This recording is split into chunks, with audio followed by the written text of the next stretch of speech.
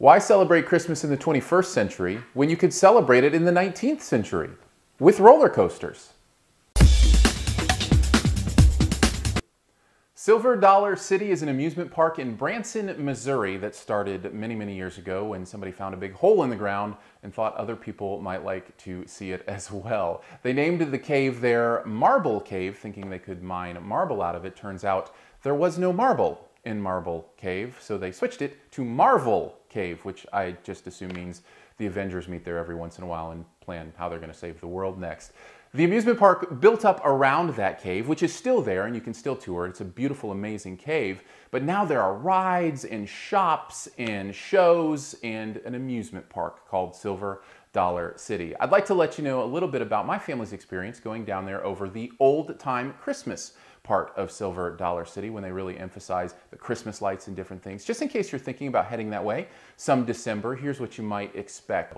The atmosphere of Silver Dollar City, that's what it's known for. It takes you and puts you in the 19th century in a very real and consistent way. The costuming, the way people speak, the themes of the shows, the themes of the rides. Now, obviously, roller coasters as they are now didn't exist in the 19th century that way, but the themes are like the crazy old scientists from that century. It's very consistent and really adds to the overall element of what goes on there. I should also mention about the theme that this is owned by a Christian family, and that is part of the theme at Silver Dollar City. There are Christian shops. There are a lot of Christian items sold throughout the park, Christian t-shirts, those kind of things. A lot of the shows have Christian messages. Now, it's not overt. It's not pushy in any way.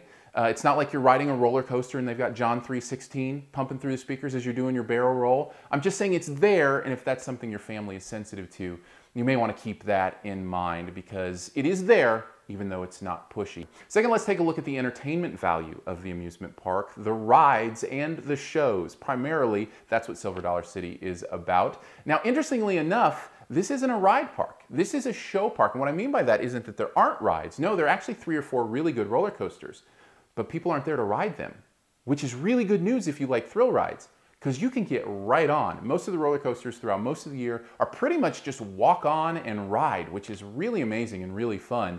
Now, the reverse of that is if you're a show person and you're there to see the stage shows, you're gonna wait. In fact, the new show this year, It's a Wonderful Life, has a wait of about an hour, hour and a half for your show, and you can show up there an hour before your show and still not make it in. And that can be very frustrating when you've paid a lot to be in a park and then you spend a couple hours of your time waiting and then don't even get to do what you wanted to do. It can be a big waste of time. Let's finish up with the cost. Now, Silver Dollar City is locally known as Steal Your Dollar City, which I think is a little bit unfair because it is comparative to what you might expect at, say, like a Cedar Point in Ohio, and especially less than like a Disney in Florida or California. And really there's some good parts too. Free parking, which a lot of parks don't offer. The food is expensive, but it's also very, very good. They've got these big skillets that they cook in that are amazing. They've got different specialty restaurants that are really cool, and they've got amazing desserts.